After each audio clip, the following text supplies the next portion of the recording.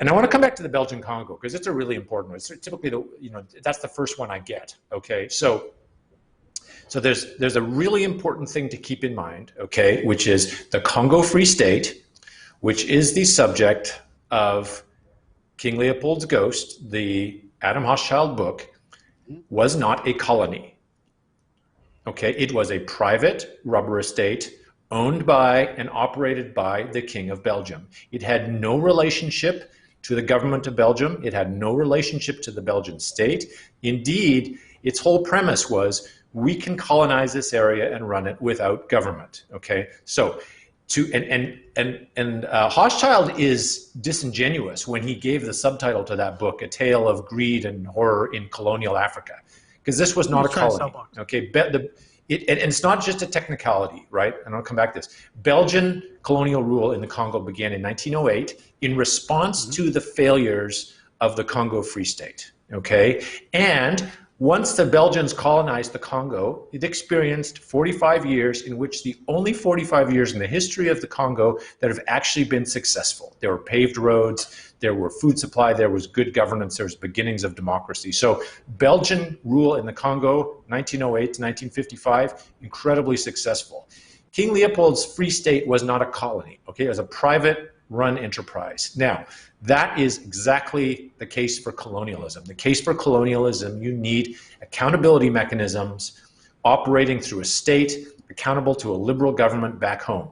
The Free State didn't have that, right? So it was the poster child for colonialism, not the poster child against colonialism. It was precisely the argument, because absent colonialism, what would have been in these places? Well, you think they'd be having multi-ethnic barbecues and paid gender-neutral bathrooms? No, they'd have horrific slaving, and don't forget, all those violent rubber harvesting operations were long preceded the Congo Free State, right? They came in from the east, right? They were the Arab slave traders, and they're famous. Tipo Tip is the most famous brutal rubber harvester, who was an Arab slave trader and kind of on-again, off-again ally of King Leopold. Now, King Leopold doesn't go in there. That place is run by Arab slave traders and rubber harvesters. And believe me, it's going to start making the Congo Free State look relatively benign, especially because Congo Free State had media in there and lawyers and missionaries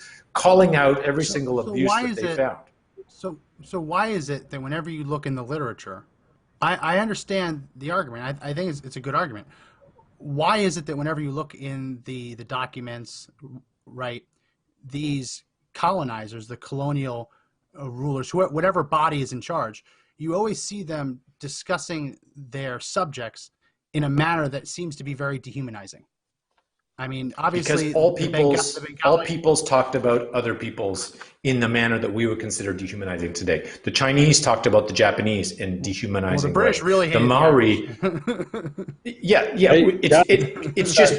It's the way humans experienced others. And don't forget, this is a time when we don't have TV, we don't have rapid air travel, we don't have international travel, we don't have multicultural societies. People are still coming out of what's essentially a feudal type of social structure where in-group solidarity is key, right? And every group was racist, if you want to use that term, right? So to say, oh, Colonel Blimp was a racist towards the blacks in Africa was totally anachronistic, because it's either just true by definition, everyone was a racist back there, or it's not true because comparatively speaking, they came in with people. One of the problems with colonial officials, of course, is that they all went native, right? They all became kind of proponents of the places they were ruling and lost touch with their responsibilities to the home government.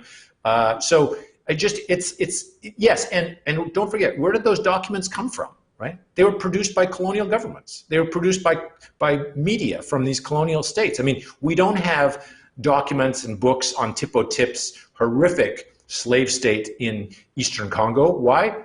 Because Arab cultures and Arab slave states didn't produce documents. They didn't have parliamentary inquiries. They didn't have a free press. They didn't have civil society. So what do we? So it's this kind of we call this an archives fetish, right? It's like, oh, I spend all my time in the archives and I read all these offensive things and oh my God, but that's not a full picture of the state of the world at the time, right?